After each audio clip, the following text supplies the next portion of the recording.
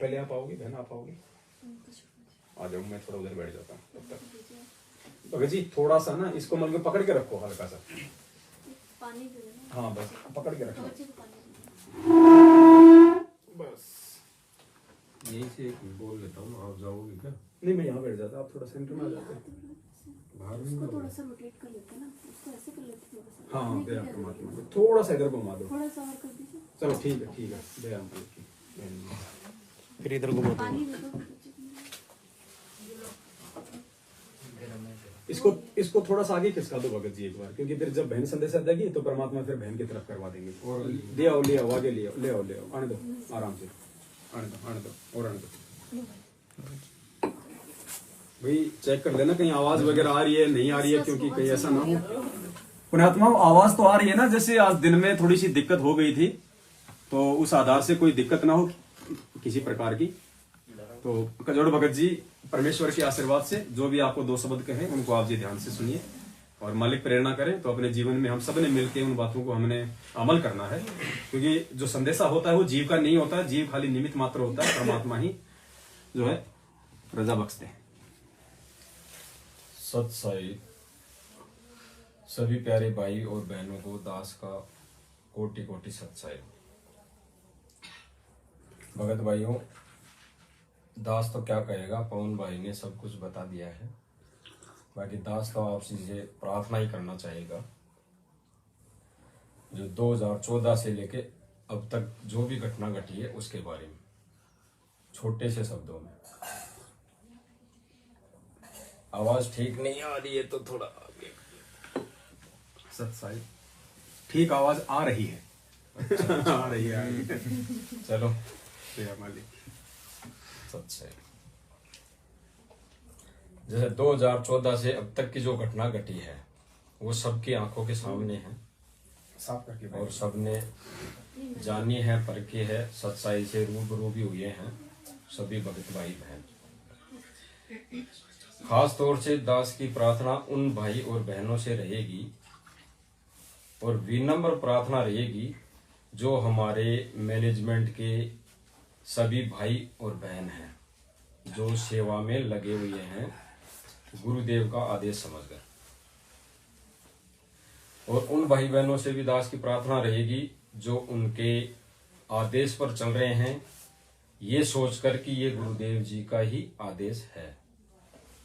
तो दास की उन सभी से प्रार्थना रहेगी कि जो भी अगर आदेश है उसको हम जब तक ज्ञान से मेल नहीं कराएंगे, उसको गुरुदेव के सत्संग से एक एक वचन से मेल नहीं कराएंगे, मेल नहीं हो रहा है, और आप जी उसको आंख बंद करके अगर फॉलो कर रहे हैं, उसको मान रहे हैं, तो हमारे में कुछ कमी है ज्ञान की, सत्संग की, जो हम सत्संग नहीं सुन पा रहे हैं। तो दास की आप जी से तो प्रार्थना यही रहेगी कि हम ज्यादा से ज्यादा सत्संग सुने, और सत्संग सुनकर उनमें गुरुदेव भगवान के बोले गए एक एक वचन पर हम अमल करें, अपना विवेक लगाएं, और विवेक लगाने के बाद हम निर्णय करें कि ये सही है या गलत है। तो सही जो भी शब्द लगे वो ज्ञान से मेल खाए वो हम फॉलो कर ले, नहीं तो हम अन्यथा वो हमारे लिए किसी काम के नहीं। तो दास उन भाई बहनों से प्रार्थना करना चाहेगा जो सेवादार बने हैं, नामदान केंद्र पे बैठे हैं, तो उनसे प्रार्थना है कि जो गुरुदेव ने सत्संग में वचन बोले हैं उनको आधार बनाने की दास की प्रार्थना है कि आप उनको आधार बनाएं। और अन्य जो भाई बहन हैं उनसे भी प्रार्थना करें आप कि गुरुजी ने जो सत्संग में बोल रखा है कि जब तक गुरुदेव इस शरीर इस पृथ्वी पे जितने दिन वो रहेंगे उनकी रजा से, उतने दिन वो किसी को नाम देने का आदेश नहीं देंगे, बेशक वो चाहे डीवीडी में रिकॉर्ड नाम उन्होंने पहले ही कर दिया हो। क्योंकि उन्होंने अपने सत्संग के माध्यम से बोल रखा है कि जब तक शरीर गुरुदेव यहाँ पे मौजूद है वो किसी को आदेश नहीं देंगे।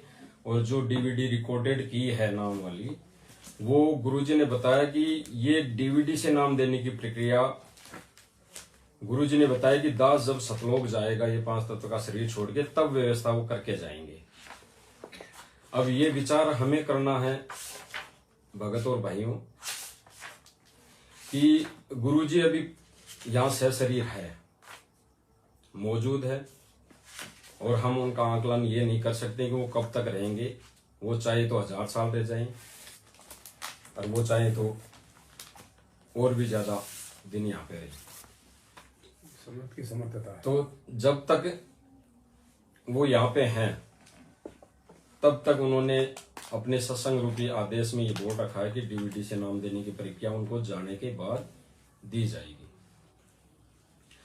तो सभी भाई बहनों से प्रार्थना है जो सेवादार बने हैं और जो पीला पर्चा लेके आते हैं कि गुरुजी का आदेश है, ये जेल से आया है, और अन्य भाई बहनों को जो भगत भोले हैं, भोले का मतलब ये है कि भगत भोला इसलिए रहता है कि उनको डर है। इस भक्ति में आने के बाद वो सोचता है कि कहीं मेरे से चूक ना हो जाए, कहीं मेरे से ऐसी कोई गलती ना बने कि मैं भगवान से दूर हो जाऊं। दास को भी डर लगता है कि भगवान से दूर ना हो जाए। तो उनसे प्रार्थना है कि वो भी उनको समझाए और जो पीला पर्चा आता है उन पे विवेक लगाए। और पीला पर्चा आ गया तो ये नहीं कि वो गुरुजी का आदेश है। पीला पर्चा अगर मैनेजमेंट वाले भाई लेके आते हैं और वो संगत में पारित करते हैं, देते हैं कि ये गुरुजी का आदेश है, आपको फॉलो करना है, तो भगत भाइयों से प्रार्थना है दास की कि उस पीले पर्चे को ज्ञान से मेल कराएं।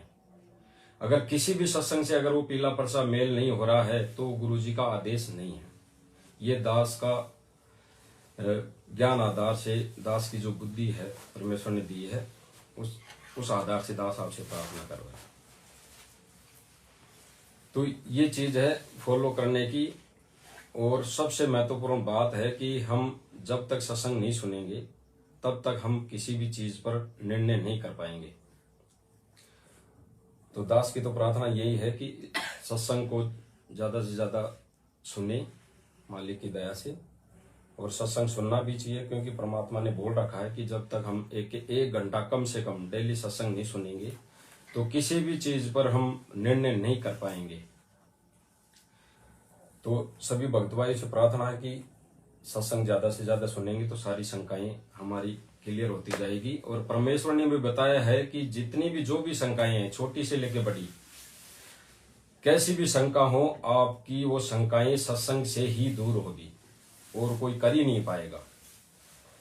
अगर किसी सत्सेवक भाई को परमात्मा ने निमित्त बनाया है तो वो भगत भाई भी सत्संग को ही आधार बना के आपकी शंका का समाधान वो मालिक उससे करवाते हैं। वो भी आपको सत्संग सुनाया जाता है, उस आधार से वो आपकी शंका का समाधान दूर होता है। इससे अच्छा मालिक ने बताया कि वो स्वयं आप सत्संग सुनोगे तो आपकी शंका का समाधान स्वयं कर पाओगे और इस भक्ति मार्ग में और दृढ़ हो पाओगे। अगर किसी के बताए अनुसार ही उस शंका का समाधान हम करवा रहे हैं तो यह कैसे बनेगा? हमारी वो कमी रहेगी और हमारे अंदर कहीं न कहीं चूक भी रहेगी और एक जो ज्ञान यज्ञ का फल है वो हमें नहीं मिल पाएगा और वो निर्भरता वाली आदत बन जाएगी